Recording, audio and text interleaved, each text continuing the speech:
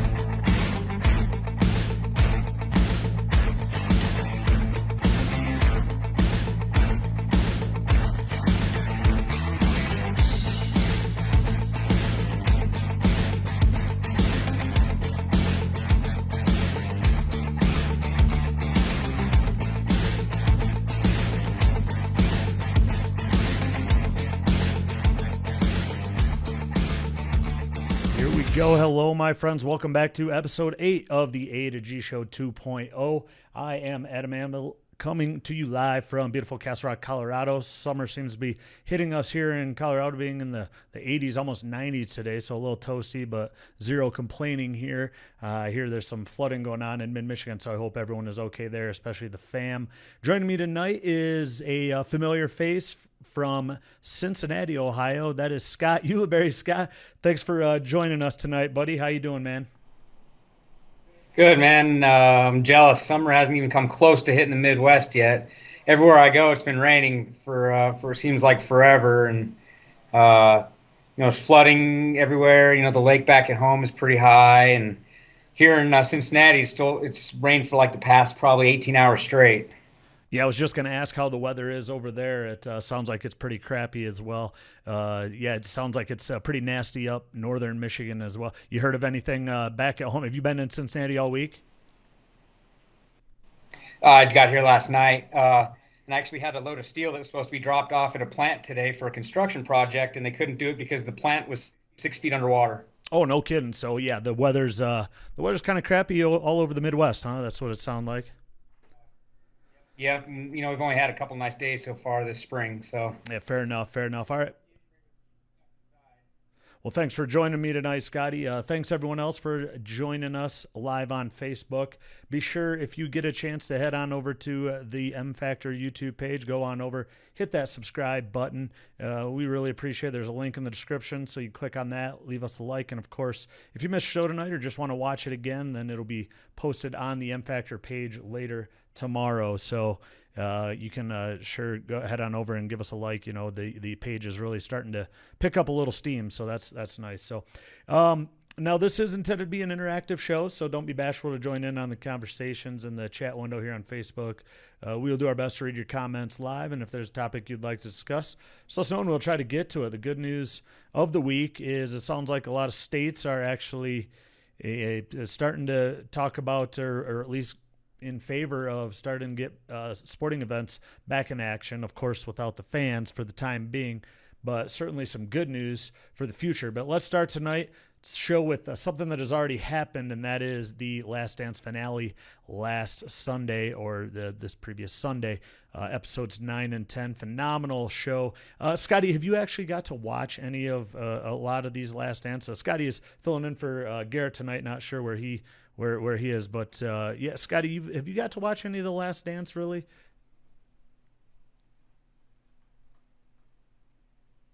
I haven't, but I've followed it a little bit on some of the other podcasts, and it seems pretty interesting, and the big debate seems to be centered around whether Jordan was really a good leader or whether he was kind of a jerk, and if he would have had the same effect on a bad team or not. And personally, my opinion is, he's a winner, he's competitive, and a lot of the reason why he did it was because he was that personality.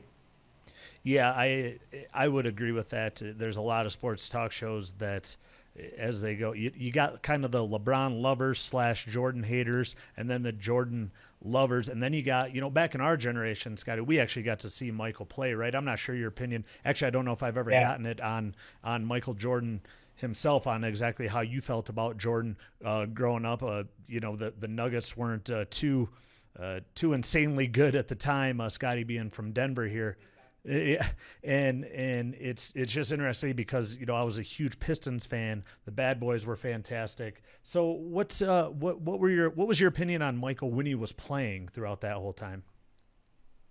Oh, I mean, it's growing up, he was the man. I mean, I was a big fan of Larry Bird too, but Jordan, Bird, I think they always have those arguments about best of all time. It's tough to argue against Jordan, but Steve Kerr has the most rings of anyone on that team, if that's what we're judging by. Yeah, if you're going to go just by rings, now, unfortunately, I have to bring up what's your judgment of a GOAT character?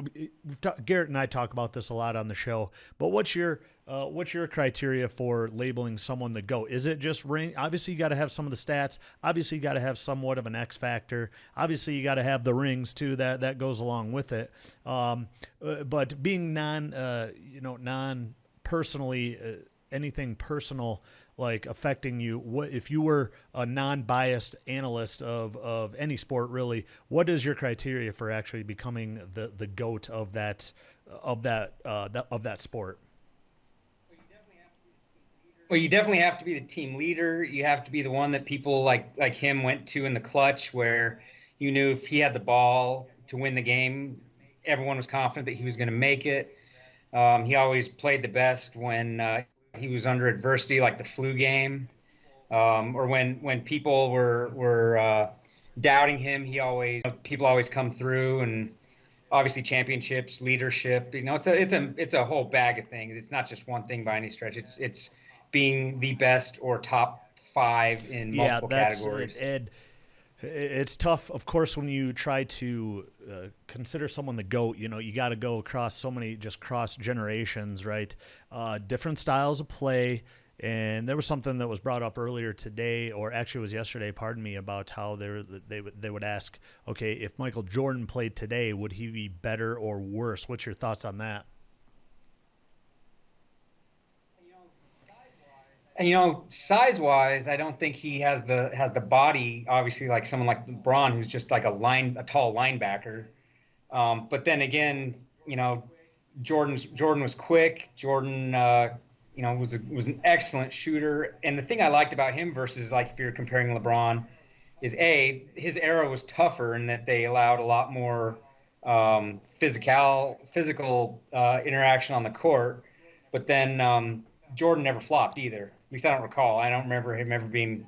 I don't think he had the personality to flop, but I not obviously didn't see enough of him to know for sure. He just doesn't seem like he's a flopper. Maybe you Yeah, can. from my standpoint, of course, since I really disliked Jordan during the bad boy era, there, yeah, he was not so much the flopper, but he did create what we call the Jordan rule, right? Which is basically tic tac fouls. Now it wasn't Jordan, complaining that he would get fouled, he would get fouled. But what would happen is the refs, you got to protect your moneymaker. It is a money making league. So what would happen? You don't want Michael Jordan to foul out. You want your star in the game at all times. That old chestnut of are the refs biased? Of course they are in professional sports. I feel you got to make that money. For a fact, commissioners and whether it be the team owners, they're all basically, they hire the refs, right? It's all on them.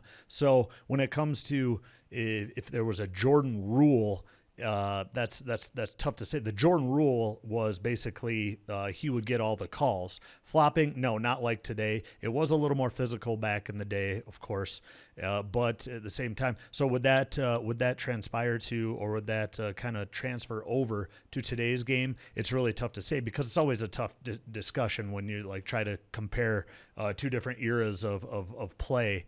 And in my opinion, Jordan, after watching this is kind of funny because what timing, right? What timing for this to go on, because everyone, especially a lot of the younger millennials like Garrett, I'm sure he would probably agree with this, but what a great time for a lot of the millennials who never got to see Jordan play. What a great time to see how great that he actually was, and what a competitor and alpha male that he really was.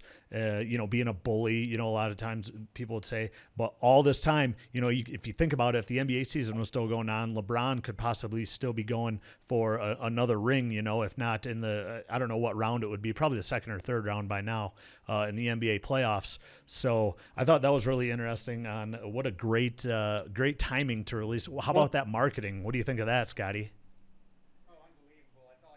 Oh, unbelievable. That's all you've heard about for however long, because it's the closest thing in most respects that we've gotten to any sort of sports. But, the other thing, too, you're talking about transcending eras.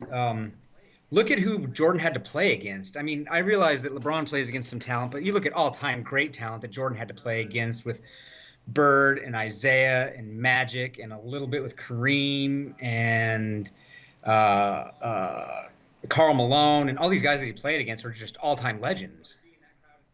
And so to be in that crowd and still stand out that much, I think is pretty impressive. And just to showcase all that, and to hear some of those guys in the series talk about Jordan and what he was like, I've heard was pretty impressive. And like I said, it's just what a perfect time for this to happen, right? We got one, Kevin Olson. What's up, Olson? Thanks for watching, buddy. Let's see. All true statements. That's what he says. All true statements. I assume he's going off with but thanks for joining everyone tonight on the A to G show. Against Scott Ulibarri filling in for Garrett. Garrett's actually down in Nashville now, so he's probably getting set up, hopefully. But Scott Ulibarri joining us live from Cincinnati, Ohio. So we got another Cincinnati going on. So that's a great talk. We were just talking about the Last Dance, the final two episodes for those of you just joining us here live on Facebook.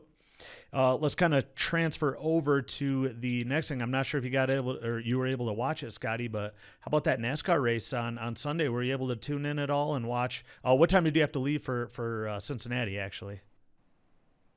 Oh, I didn't leave until yesterday. No, so we went to the track and watched it from the track over at John's place with a small group of people, and it was a lot of fun. It was nice to get back to some live action, some good racing.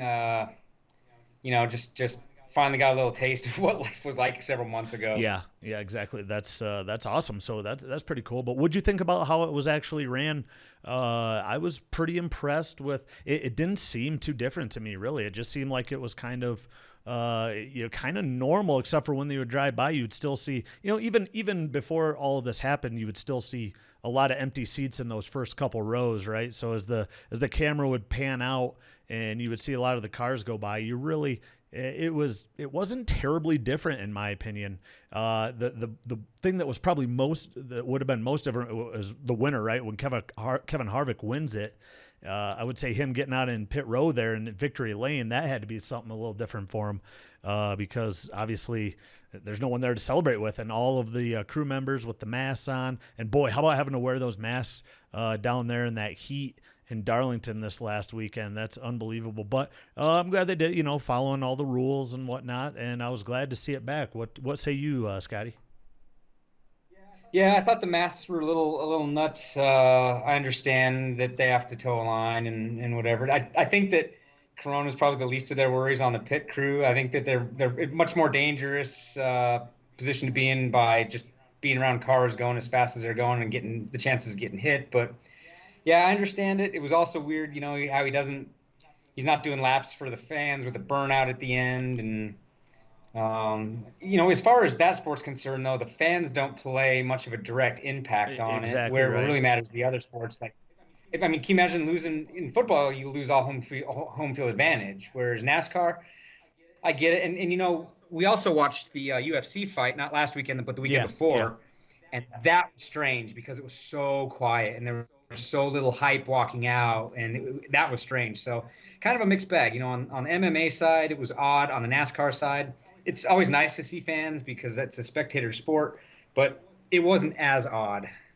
Yeah, I agree because it's not much. You're absolutely right. The fans don't play a lot in it, right? Because it's still kind of honestly, it's still kind of an individual sport. But I mean, we're talking NASCAR was doing iRacing ever since this thing started, right? So it was it wasn't probably it wasn't too different except for you get to feel the G forces. Not as many wrecks as I thought there were going to be. Jimmy Johnson kind of bowed out early there.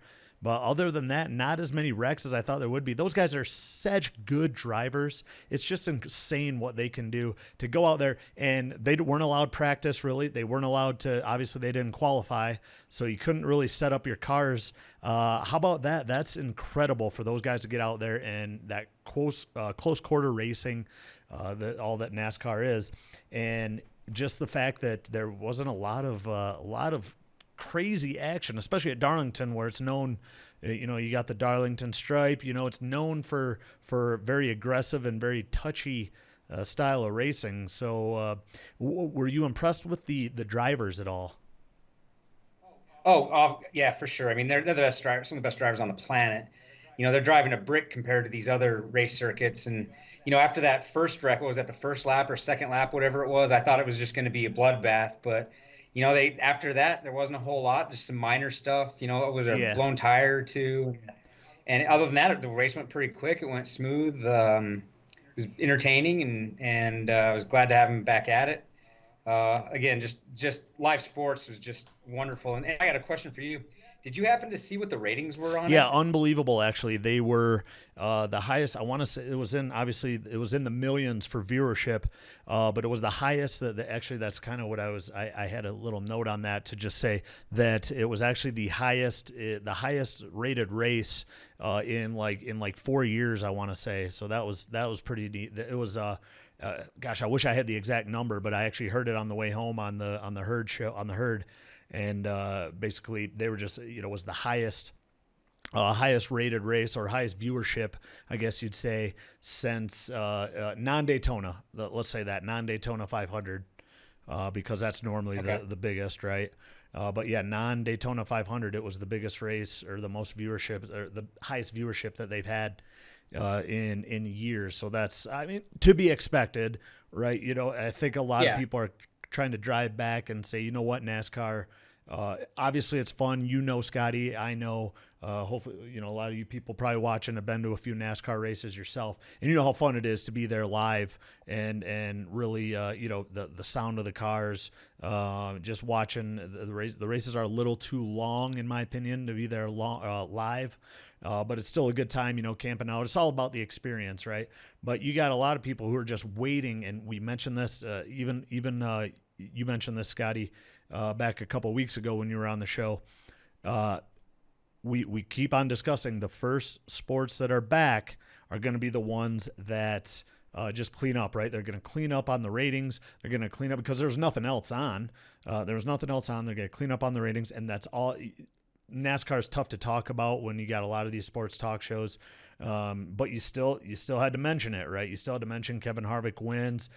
They mentioned a lot of the social distancing. They mentioned a lot of how it was great to see the sport back, and also let's not forget tomorrow night they got this compressed schedule now in Southeast U.S. to where you got Charlotte, Darlington, I believe Richmond, a couple of these tracks that they're going to just go around the circuit. So you got a race tomorrow night, a sweet Wednesday night race. That's going to be pretty cool to see. Steve Fox, hey Steve, good to see you, buddy. Thanks for joining tonight. Excuse me. So Scotty, yeah, what was your are you going to watch? How long are you in Cincinnati?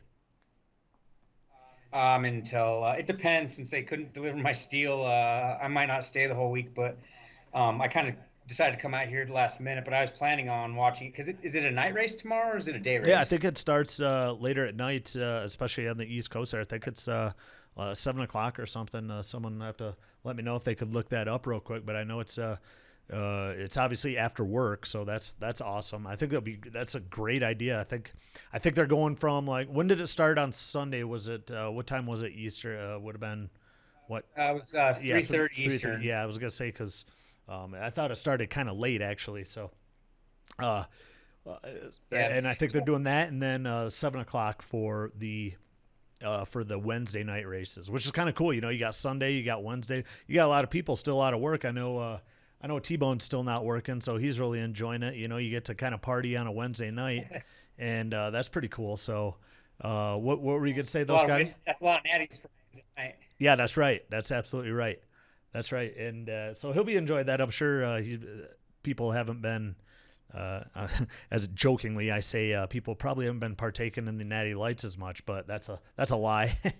So let's move on to the next topic here. Scott Ulibarri, Scotty joining us live from Cincinnati, Ohio, filling in for G tonight. Thanks for joining us, everyone, on the A to G Show 2.0. Again, if you we enjoy all the comments, make sure you leave us a comment, leave us a like, leave us a share. We'll try to answer everything that you guys want to chime in on this quarantine time, but things are starting to pick back up again. I know they have been here in Colorado for a couple weeks now. But let's move on to topic number 3, and that is really we want to it's kind of an odd one, but earlier or late last week, Harbaugh was on a podcast, and he kind of he thinks that Tom Brady deserves a statue in front of the big house. Now, this is for you, Scotty. I know you're not first of all, you probably dislike Tom Brady in the pros, I would assume. But let's get you first of all. Let's tell everyone what your history is on Tom Brady. What do you got? Oh man. Obviously, I respect the hell out of him. The one thing about Brady is it's kind of a tongue-in-cheek dislike, only because my lovely bride likes him so much and thinks he's beautiful. So it's kind of a tongue-in-cheek dislike him, but I Well, I don't really think she's like and alone respect there, him. Scotty. It's hard to... And I don't think I'm threatened by him either. But obviously no, he's in my mind it's tough to not put him up there way at the top of all-time NFL greats, if not the best. And I'm less familiar with his history at Michigan though. Yeah, that's kind of what I was wondering. You probably don't know much about. I mean, you probably based from '97. So let's see. When were you at? You actually, Scotty. For those of you who don't know, graduate of Colorado. Colorado, University of Colorado. When what was your era here at Colorado? I was there 98 to 02. So that's crazy. That was right about when Brady was at Michigan. So so that worked out pretty well. Yeah, he was right after like Greasy and those guys, right during the Drew Henson era. So that's kind of cool. But yeah, you probably don't have a lot of history on him. And to be honest with you, that's where I was going too, because I really don't. I've said this and I've stuck with it. I know it's an unpopular opinion amongst Michigan fans, but I've always said I wanted Drew Henson, and I'm not going to be a hypocrite and be like, oh, now that Tom Brady is all great in the NFL, that I wanted him during the stint at Michigan. Now, he did win us a BCS Bowl. He actually beat Alabama for us, but other than that, I thought he was boring. I thought he was kind of lead-footed, which he proved to be in the combine, and he still kind of is, right? He was never that elusive. So I thought all of that, and then I just wasn't very charismatic. He didn't have a lot of fire that he shows in the NFL now. That's what's kind of funny is he shows all that in the NFL, kind of getting fiery and whatnot. But I just really think that during his stint at Michigan, I was not too impressed with him. I wanted the phenom Drew Henson, and I'm going to stick by my gun. So when it comes to actually having, I love Jim Harbaugh, but I love Jim Harbaugh and I respect the things that he says, but there's no way that Tom Brady warrants a statue in front of the big house. Now in New England, of course, right? In New England, of course, he's going to get a statue. Yeah. But in Michigan, he wasn't all that great. Steve Fox, again, not before they put up a statue of guys like Tom Harmon, Anthony Carter, and others. Exactly right. There's no way. Let us know, all you Michigan fans, fans watching. Seawood up first. He was better. Seawood was better at Michigan anyway. What's that? Woodson was better at Michigan. Oh anyway yeah, and that's if I were to him? want a statue of especially modern era players. Steve mentions Anthony Carter and Tom Harmon a little earlier, a little before my time. But Seawood, I can't see anyone. You could say Desmond, but Desmond never delivered really a national championship. I would say Seawood deserves probably Uncle Chuck deserves the statue in front of the stadium out of all players, right? I mean, when Kevin Olson says Charles Woodson, period, with an exclamation point after that period. I think we're all kind of in agreement there. Is there any other players? And I'm sadly you're not from Michigan, but you followed Michigan wholeheartedly ever since you moved out there, Scott, and you've been a great fan to the university. But from your standpoint, let me ask you this: as a Colorado Buffs fan or a graduate alumni, who would you put as a statue in front for Colorado? I think that. Oh boy. God, Cordell was good, but he didn't win a Heisman. You had Bieniemy, who was good, who was really good. And you had, why am I forgetting their Heisman Trophy winner's name? Kajani Carter? Oh gosh, I can't. No. He played for Penn State. Yeah. Oh, geez, wasn't he a running back though? Yeah. Oh, Rashaan Salam. There we go. Jesus, thank you. I mean, actually, probably the most prolific Buff of all time. He was a really good player, but his name was Byron Whizzer White, and he was actually a Supreme Court justice back in the 30s or something like that. Oh, okay. See, that was a long time ago. And again, that's kind of my point, Scotty. Is people want. There's certain people, especially like people like Harbaugh, who's like, yeah, Tom Brady deserves a trophy outside of Michigan, but you got to look at their college career, right? I feel that's what it's all about. And to be honest with you, it's not like Tom Brady praises Michigan all the time. You really rarely hear him say Michigan. I know he was honorary captain, one time in the Harbaugh era when Harbaugh kept bringing in a lot of these honorary captains. I can't think of anyone else. Let's see. Steve Fox says, during his senior year, I do remember some analysts saying Brady was the most underrated QB in the nation. That holds up. I mean, in hindsight, I can't argue with that, right, Scotty? There's no way to really argue with it. And here's, again, from someone that doesn't have, my Michigan history is much more recent, with the exception of maybe one or two games from just before that era. But from an outsider's perspective, I paid a ton of attention to college football at that time in my life, especially because I was at games all the time. We'd get home from the games and watch the rest of the Saturday of college football. Tom Brady's name never really came up. And I could name a bunch of players from that era that aren't Tom Brady. And to me, it seems it reeks a little bit of a PR stunt to try to get the base fired up for Michigan football and to get kind of those juices flowing preseason. But that's just my opinion on it. If someone wants to make an argument for it, I'd be willing to listen to it. But again, just as an outsider, I don't ever remember really hearing about him, versus other players of that era. Well, that's absolutely right, because you didn't, to be honest with you. You really didn't. Like I said, he won a BCS game for us.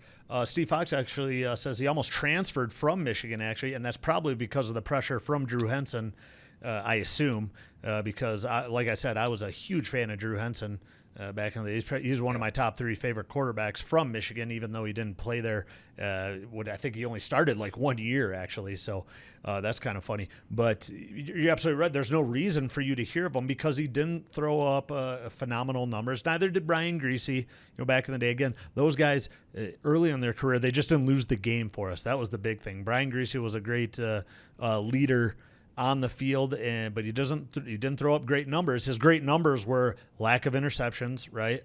I know you're a big fan of Brian Griese, but But I was a big fan when they drafted him. I thought he was going to be yeah, great. yeah. And then what do you blame Brian Greasy for? Uh, oh yeah, he ended Terrell Davis's career. Now is that speculation, Scotty, just because you're a huge Bronco fan, or is that really what everyone kind of says? No, he threw a pick, and TD went to run down to make the tackle, and someone rolled into his leg and blew out his knee, and he was never the same Okay, after so it that. wasn't actually, it just happened because Brian Greasy threw a pick, right? And then Yeah. And Terrell Davis was following the play, and he should have just said, "All right, fine, I'll let him score 6 and have the rest of my career." yeah, that's too bad. Of course, Denver did end up having a few good running backs afterwards too, right? So it wasn't terrible, but yeah, it would have been nice to see Terrell No, Davis play he a was few by more. What's that, buddy? he was by far the Oh best. yeah, definitely. So back to our topic of Tom Brady deserving of a statue in front of the big house. Thanks everyone for joining the A to G Show 2.0. Scott Ulibarri sitting in for Garrett tonight. I am Adam Amble, live from Castle Rock, Colorado. Scotty Ulibarri joining us from Cincinnati, Ohio. Oh, what a dump, Ohio. So that's yeah, I'm not even going to say it anymore. I know the banner says Garrett Collier live from Nashville. Hopefully, G's doing all right down there, getting things set up. But thanks for sitting in tonight, Scotty. I know it's kind of last minute. Appreciate it, buddy. Let's kind No of move problem. on to our last topic, and this is probably something that you don't really you definitely and again these are brand new topics for Scotty. So poor Scotty can't even didn't even get a chance to research anything and get some notes down. Literally 2 minutes. I That's can why the take show kind of started a little late tonight. So apologize for that, everyone. But thanks for tuning in. We do have some more comments. Steve Fox, he was splitting time with Henson. Yep, that's Brady was always the comeback kid at Michigan. Kevin Olson, agree. Ohio sucks. Yeah, obviously it's how's the weather? For those of you just joining us, Scotty mentioned the weather there is absolutely terrible. So and I think it's always terrible in Ohio. So no big surprise there. No big surprise at all. But let's move on to our next topic. Thanks again, everyone, for joining in the AGG 2.0. Make sure you leave your comments on the left side. Thanks, everyone, for commenting. And make sure you share, give us a like. Head on over to the M Factor page over on YouTube. Again, it kind of looks like this. There's the page. Make sure you go over, hit that subscribe button.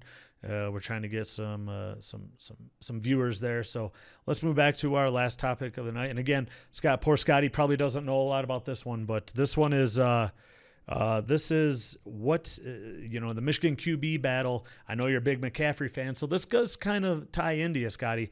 I know you're a Yeah. big McCaffrey fan. Being from Colorado and everything, but I guess the competition is dead even. One, how would anyone know because they haven't been practicing or anything? And two, what's your thoughts on that? A lot of people want Milton McNamara, a redshirt freshman, is pretty solid, I hear. So it could be a three race battle between those guys. Pretty sure I know your opinion on this, but is there any? Did you see? First of all, what's your flaws with McCaffrey? He's injury prone because he's kind of tall and lanky, but so that's probably it. I mean, he's been hurt twice now. Yeah, and the problem is that you got to learn to take these hits, right? You're with the big boys now in the Big Ten. You got to learn how to take these hits, and that's kind of the problem. Or avoid him. That's kind of the problem that I've seen is he tries to. He's not a big guy. He's kind of lanky, right? I thought maybe Michigan would beef him up a little bit over the spring, but hopefully they've been able to get their workouts in with all this social distancing. Hopefully they've been able to train a little bit. I'm sure they have. Of course, these are D1 college athletes, but I think that the problem with McCaffrey is one, yes, he is injury prone, but he's got to learn to take these hits. That's the problem. He just can't seem to. You get players, you get great running backs, you get quarterbacks, running style quarterbacks that just know how to take a hit, right? They know how to fall, they know how to take the hit, they know how to kind of brace themselves for these hits. And McCaffrey, unfortunately, there's certain running backs that I know that just don't do it. They get injured. They try to run over people, and Tua's a prime example. He thinks he's kind of Russell Wilson in terms of being able to scramble, and then he just tries to outrun these people, and he just can't anymore. You're facing SEC style or SEC athletes there that are all, most of them, or a legitimate amount of them are NFL caliber defensemen. And you get someone like McCaffrey, who is a great athlete. Don't get me wrong. Obviously, he comes from a family of great athletes, so it's very difficult for him to probably, especially as a young man, really thinking, there's no way these guys are going to catch me. Being a high school stud and then coming to the Big Ten. What do you think on it? I'm not sure if it's injury prone. I think it's just learning how to take the hit. Don't you think? Well, I think it's, in his case, it's probably more about learning how to avoid the hit rather than take it. It's like you can take so many hits, even if you learn how to brace yourself for them. It's the hits that he shouldn't take that he needs to avoid, whereas he just takes a lot of them. But the one thing I like about it, and I don't know enough about Milton. I don't think I've seen enough of him. He seems fine. I think he has a pretty good upside. But the one thing I do like about McCaffrey is that he has the capability to score every time he touches the football. Mm-hmm. Mm-hmm. I would agree with that. He was exciting to watch, but the problem is and I told you this when we were back in Michigan watching, especially last year. It's like you got to watch out because he has that second string factor, right? That second string factor is there when you get in there and you don't have a lot of expectations and other teams don't know a lot about you. If you were the starter, I'm not so sure that he might have a little some people really gunning for him, or he might have a little. Obviously, as a starting quarterback, teams can obviously prepare for you, right? That's a no-brainer. So. No surprise there, but in terms of him being so exciting, especially his freshman year, right? I remember against Wisconsin, that elusive speed, really, that speed that you really don't think that he has, and even these DBs in the Big Ten take the wrong angles on him, and he looks like a giraffe out there running. But I think they just try to take the angle on him. The DBs try to take the angle on him, and they just take the wrong angle, which is it's hilarious. Even as a DB, he's just deceptively fast, I feel, and a good athlete again. But you're right. He needs to learn how to take or not take the hits that he shouldn't. Right. He's taken a lot of hits that are unnecessary, but we haven't seen a lot of them either. So let's see. I'm curious. Milton just has that gun of an arm. I know it's about 50-50 right now between the people that I know, friends and family, that want Milton and want McCaffrey. So I'm kind of on the fence.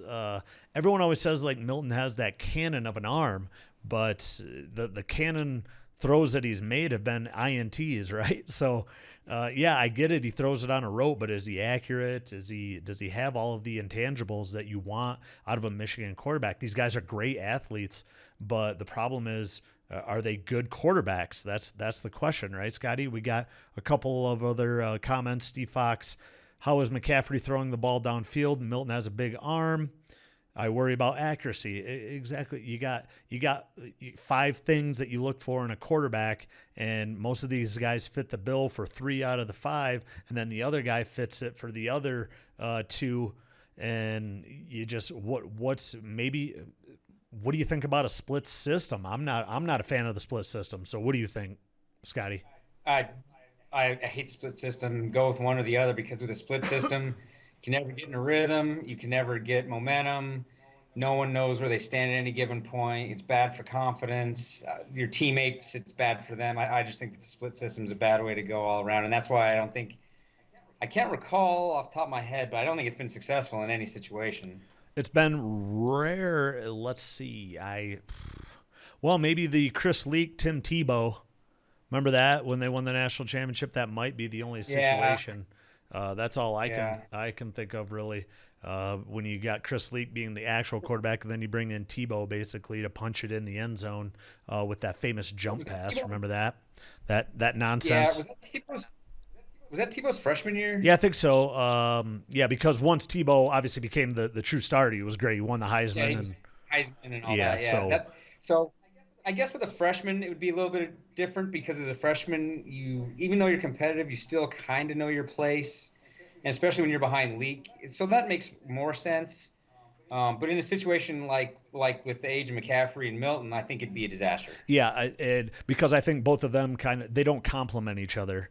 Basically, I feel McCaffrey has slightly less of an arm, probably more accurate, and to be honest with you, a little more deceptively fast. I'm not going to say quick. I think Milton has more powerful arm. Not sure on the accuracy and a pretty good elusiveness in terms of quickness. Not so much the speed. Yeah. I think McCaffrey wins in a dead out sprint, but I think Milton wins in probably like a 40 or like the shuttle run or something. Where it doesn't take him very long to get up to speed. So that's kind of my opinion on that. All right, Scotty. Good talk. Thanks again, everyone, for joining tonight. I know it's kind of a delayed show tonight, but thanks to Scott Ulibarri joining us live from Cincinnati, Ohio, that dump state. But we appreciate it. Taking some time away while you're bored in your hotel room, right, Scotty? Hey, I'm glad I could do it, and thanks for having me on. I like doing it, and anytime you need me, I'm here. Well, appreciate it, man. Let's move on to our last topic of the night, and it'll probably be a little shorter show. But we do this thing, Scotty, where I'm not sure if you've been watching the last couple of weeks, but it's called... What's that, buddy? Oh, Scotty, you got me? Oh, sorry, but after this, I have one topic I'd like to just touch on real quick. Oh, let's do it because we got some time, man. What do you got? Internet. Have you seen the videos of Mike Tyson training? Oh, yes, I have. And do you think it's real? Because he looks insanely quick. What were your thoughts? Well, hopefully you get this, Scotty, but... he looks quick. He looks like he's hitting hard. Well, yeah, that's kind of... I think Scotty's internet might be kind of course, and that infrastructure of Cincinnati is probably pretty crappy in Ohio, so... but no, Scotty was asking, what do you think about the Mike Tyson action? Let us know, everyone that's watching still, let us know what you think about the Mike Tyson training video. First of all, yeah, he looks quick as no other, but that to me make it looks like maybe the playback speed was a little, 1.1, 1.2, make him look a little quicker than he actually is. I'm not sure if you still got me, Scotty? Yeah, what's your thought on that? Yeah, it's coming back a little bit. Can you hear me? Yep, I got you. Yeah, I've just saw the snippets. If it's real speed, it's really impressive. If they're playing with it, it's impressive for a 50-some-year-old guy, but a little disappointing. But from just this clips I saw, he looks great. Yeah, exactly. That's if that is truly him, and I guess they're going to try to do some sort of. Evander Holyfield said he was all about trying to do a kind of it would be kind of a charity exhibition match between Evander Holyfield and Mike Tyson. Steve Fox says it would be great for boxing. Yeah, that's exactly right. I would definitely tune in, especially. Here now, but Tyson said, I remember hearing about what Tyson was saying about it. He was like, oh, I feel younger than I've ever been. I feel the greatest shape of my life. Kind of Apollo Creed style in Rocky IV, right? Where he's like, gosh, he feels born again. We all know how that ended for Apollo Creed, but I would definitely watch it. I think it'd be extremely entertaining. And I'm not even a boxing fan, but it would be great to like bet on. And Mike Tyson has got a few screws loose. Hopefully he doesn't bite Holyfield's ear again, making it 3? Didn't he bite his ear twice in one match? Oh, I can't remember what. I think he only bit it once, but I think something happened in 2 separate fights. I don't remember though. Yeah, I'm pretty sure it was he bit his ear twice in the same match. They gave him a warning the first time. Steve Fox says the boxing senior tour, Tyson, Holyfield, Foreman, etc. That'd be is Lennox Lewis retired? Does anyone know that? I don't know. Yeah, I imagine so. He was pretty old, but yeah, that would be insane to get some of those guys back in and the senior tour for boxing. I like that. You should patent that, Steve. Make it the calling. But I definitely watch. And again, this is coming from a guy who really can't stand boxing, because I thought growing up that all boxing matches were supposed to be like Rocky, where they just literally just pummel each other in the face over and over and over again, to where no one could survive that more than one boxing match, right? To where Rocky would just literally just stand there, right, and just take it to the face over and over and over from Mr. T and Ivan Drago and then Apollo Creed, the first two. So I don't know. Are you a fan of the Rockies, Scotty? Oh yeah, the Sylvester Stallone Rockies, no doubt. Original Rocky, Rocky 2. I don't remember Rocky 3 too much. Rocky 4 was Drago, Yeah, right? Rocky 3 was with Mr. T. Is that Mr. T? Yeah. Yeah. Yep. He had a great name in that too, but I can't Clubber remember what Lang. it is. Clubber Lang. Come on, Scotty. Come on, man. Yeah, Clubber Lang. Yeah, it's a classic. But yeah, because Clubber Lang actually beat him in the first match, and that was when Mick died.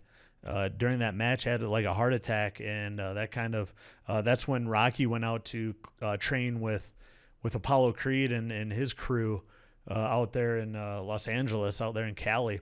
And then he just came back, and I think he destroyed Clubber in like 3 rounds, actually, because Clubber got all cocky, of course, and wanted to knock him out, and got tired. And then Rocky, of course, just went to town on him. So yeah, that was the third one. My favorite by far is the fourth. Yeah, I don't know too many people that isn't the favorite, because it was USA, Russia, and what was his line? I'll break him. I must break you. If he dies, he dies. Yeah, there's some solid quotes in that one. Ivan Drago. Now that was actually oh geez, I can't even think of Dolph Lundgren, and I believe he's Swedish. So when they casted him, he's like, I have no idea what a blonde-haired Swede is doing playing a Russian, or a Soviet. So it was kind of funny. Yeah, I guess. I know he wasn't like Dolph Lundgren is not Russian. But Steve Fox says the Klitschko brothers. Yeah, the Klitschko brothers are both of them retired, Steve? You have to let us know on that one. I'm not sure. I believe both of them are. They've got to be a foot and a half taller than Mike Tyson. Yeah. Those dudes are huge. Both of those, unbelievable. Yeah, that's talk about some crazy genetics there. Holy crap. But okay, well that's a good question. But back to the Tyson thing and the little clip that was that went viral last week, pretty much late last week. I think it's fake, to be honest with you. He looks way too quick. Let's face the dude's in his 50s. I'm not sure, man. I'm not sure if you can sustain that. Do you think it's fake?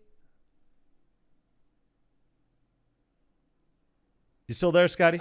I only saw the clip, and it was just really impressive. I didn't really analyze it or anything.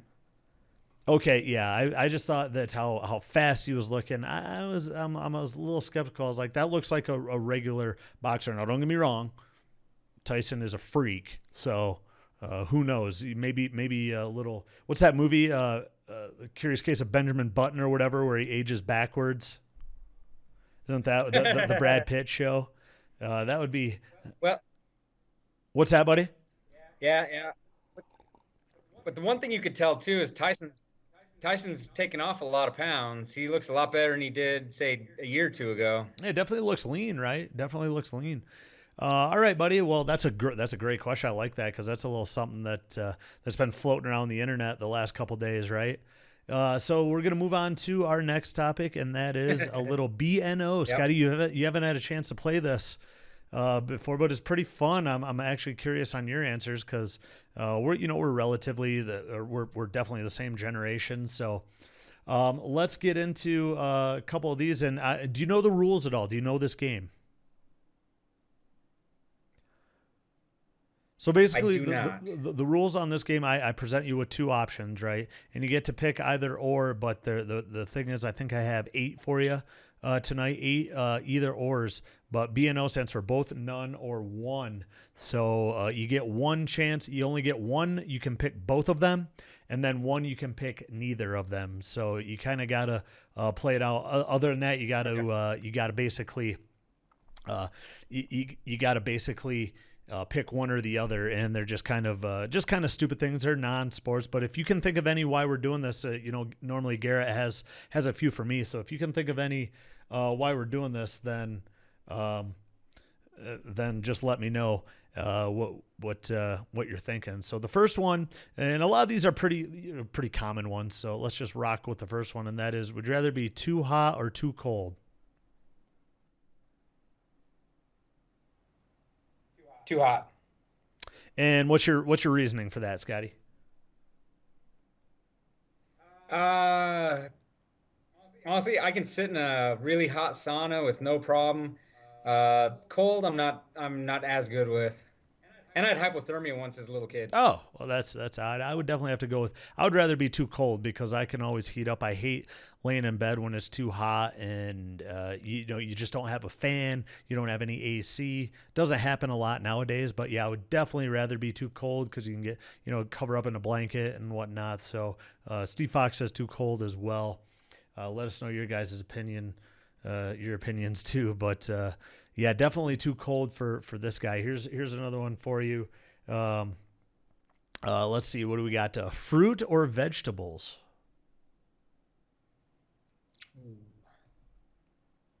So this is a pretty easy one for me, and Jess would confer. I'm not much of a veggie guy, so Jess would confer that I'm more of a fruit.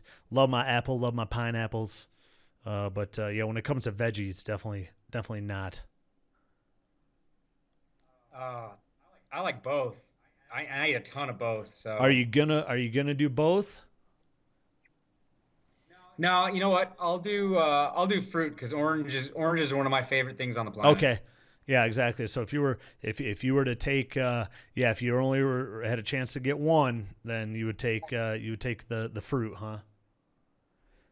Yeah, I'm definitely I'm surprised you didn't do neither. Yeah, I'm in agreement with that. So next one is this is kind of interesting, coming with the weather and whatnot, the way it is. It is sunny / cold or cloudy / warm.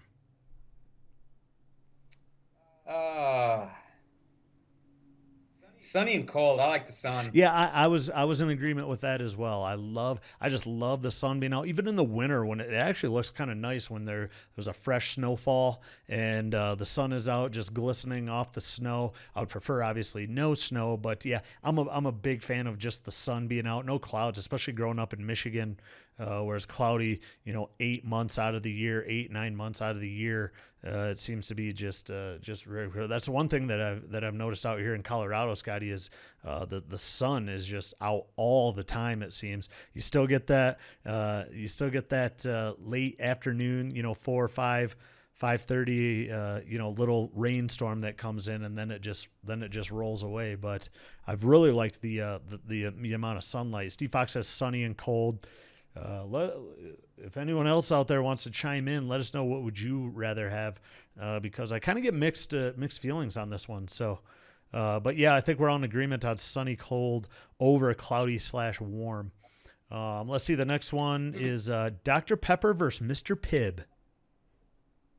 Or pardon me, Dr. Pepper or Mr. Pibb. Oh, I gotta say Dr. Pepper only because I've had more of them. I can't say I've ever had a Mr. Pibb. Maybe one or two. Oh, really? Is Mr. But Pibb more of a great or a Midwest thing, or?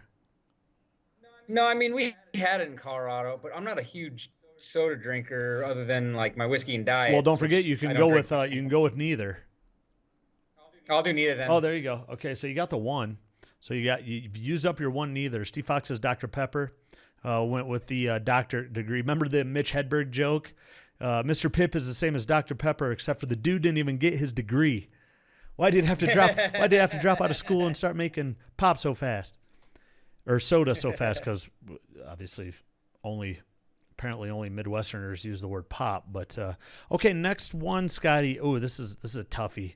You should have saved your neither one actually. Toothache or a toothache or severe heartburn. Uh, uh, It's a bummer because you can't use I'd your probably neither go. anymore. I'd probably go.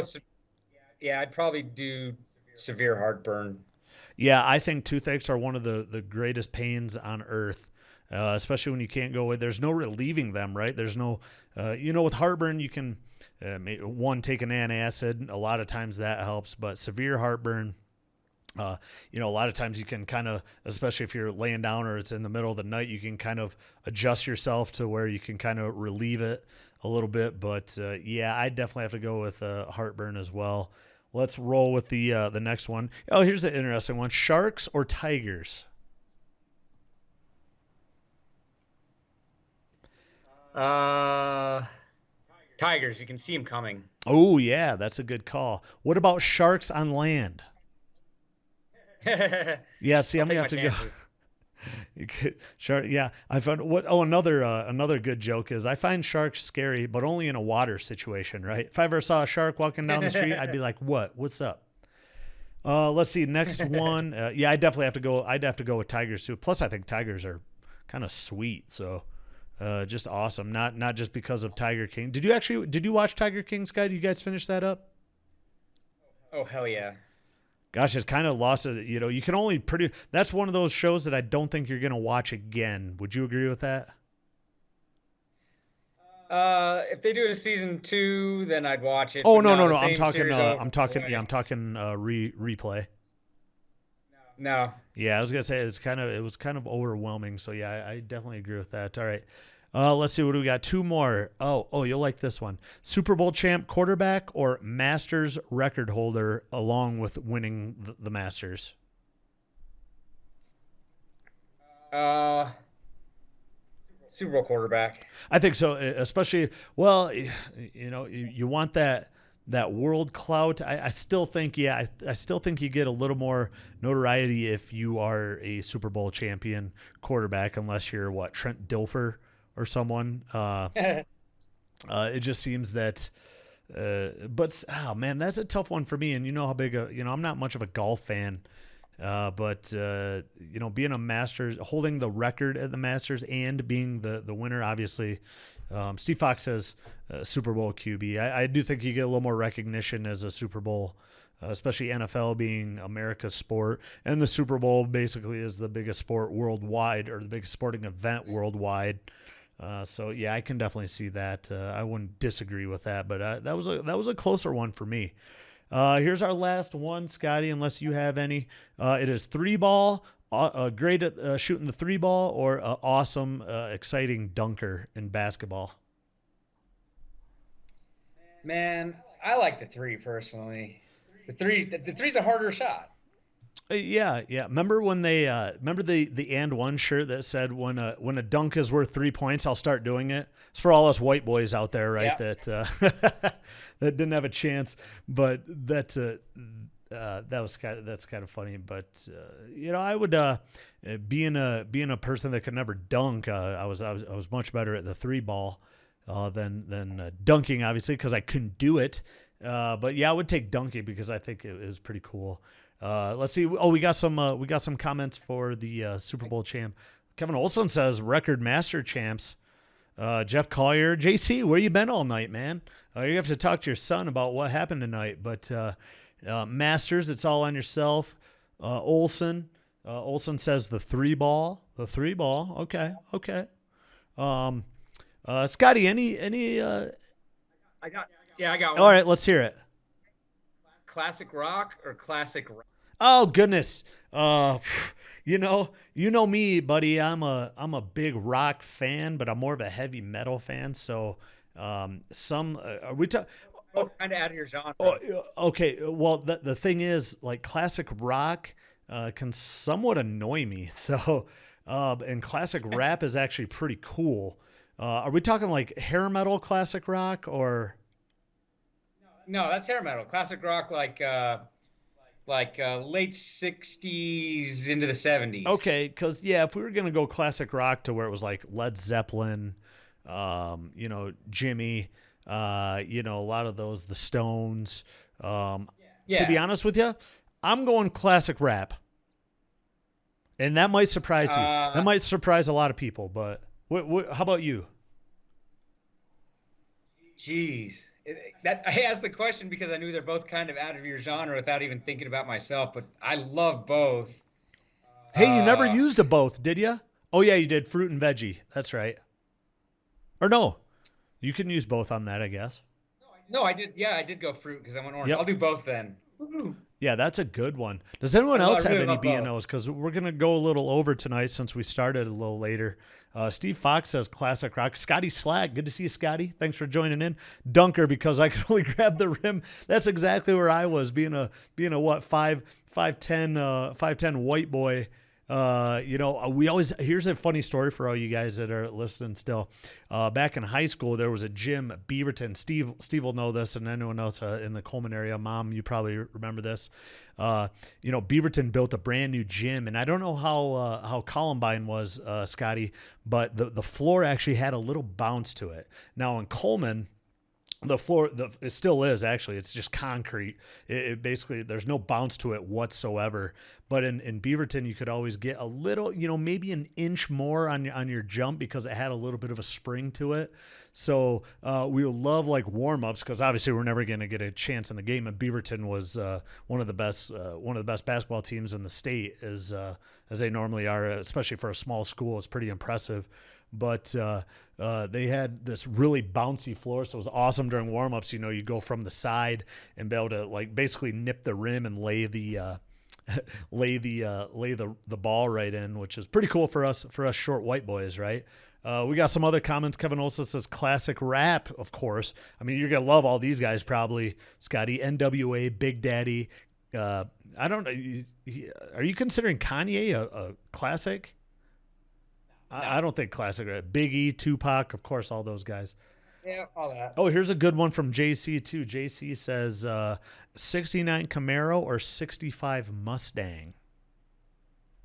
That's a good one I'm a for Chevy you. guy. I'm Camaro all day. Camaro all day, JC. Camaro all day, says Scotty. I'm gonna go with the Camaro too. Not a huge fan of the Fords. What about you guys? What are you guys thinking for a 69 or 65 Mustang? Scotty, you thinking of any others that might? Oh, here's one for you. Well, no, I'm not gonna. Would you rather? Let's see. How about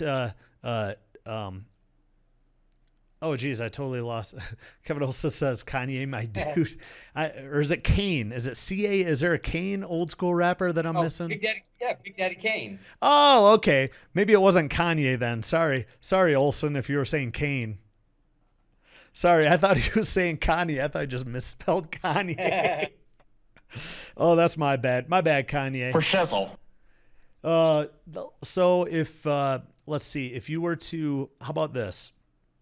Would you rather go, would you rather travel to Jupiter or Saturn?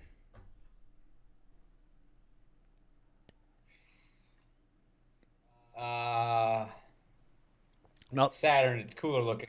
I agree, but it's farther away. Even better because now you're farther away and it's a more impressive trip. How about this one? Here's a good one for you. Time travel or aliens?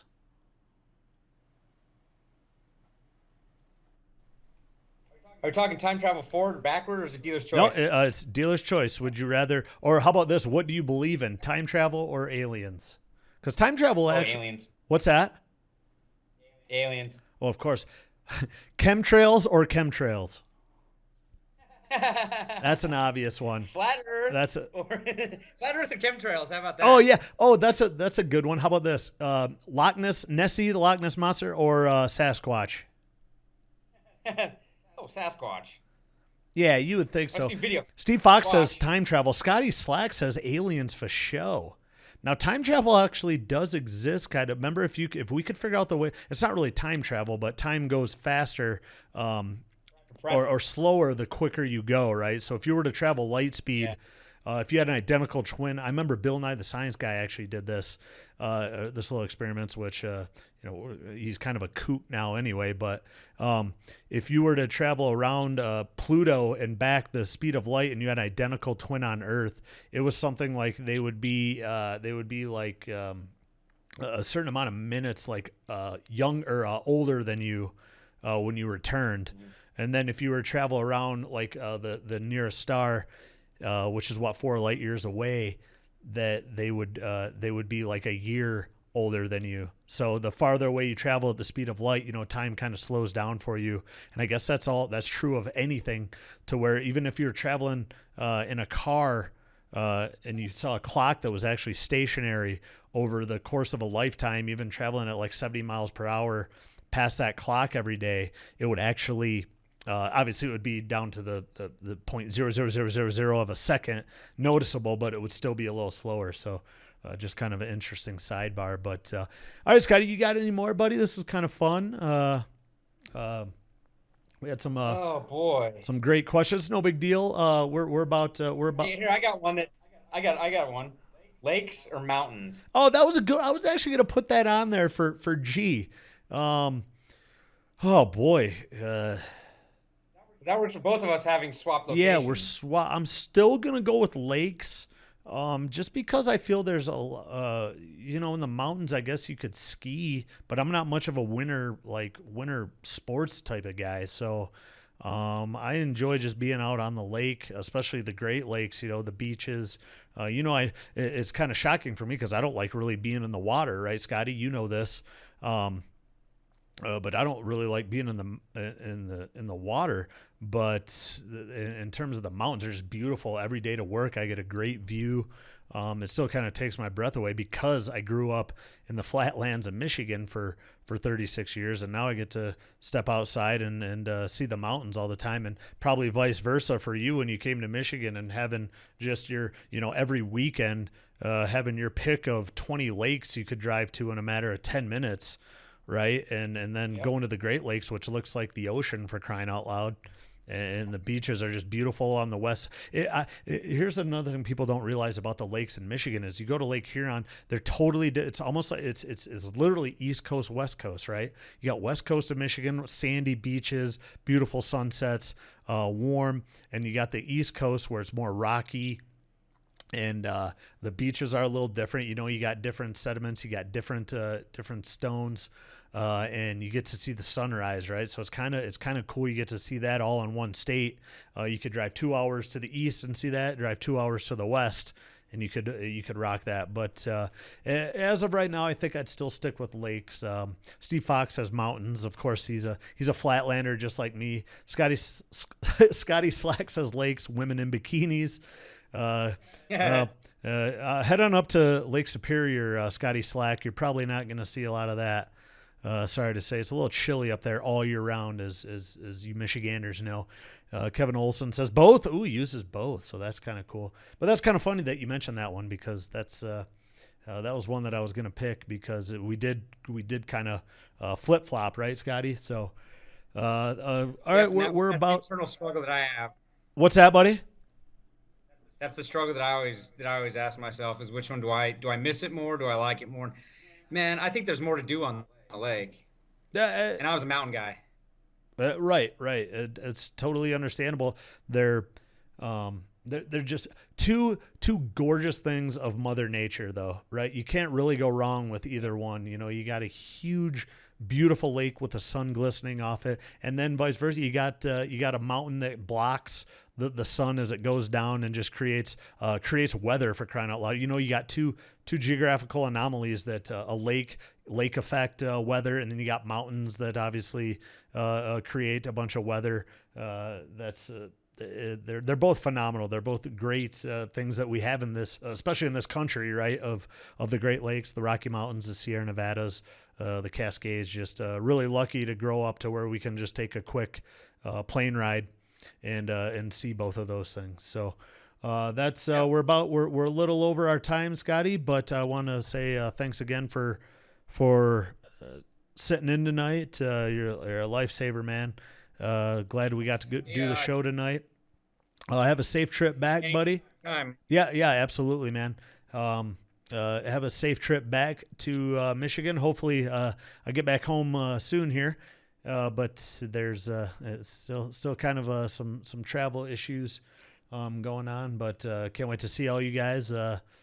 And thanks for tuning in to all the viewers. Really appreciate it. We'll be back next Tuesday for the A to G 2.0. Again, if you have not yet, make sure to head on over to the M Factor YouTube page. Posting it right now. There's a link to the bottom. Go ahead and hit that subscribe button so we can get you guys some more content and stuff. So thanks for all the comments. Really enjoyed it, everyone. Really appreciate it. And thanks for tuning in, and we'll see you soon. Scotty, anything to add, buddy? Nope, thanks for having me on. Enjoy doing it. Anytime you need me, I'm here. Awesome. All right, appreciate it. Well, everyone stay safe out there again. Thanks for all of our healthcare workers for fighting this. And looks, some good news is things are starting to flow back in, trickle back in, and get back to somewhat sense of normal, especially here in Colorado. But I see a lot of other states opening up, so that's good news. So hopefully we can have some more sports to talk about soon, right? So yeah. From Adam Amble, live from Castle Rock, Scott Ulibarri. We'll see you again next time. Thanks for tuning in, everyone.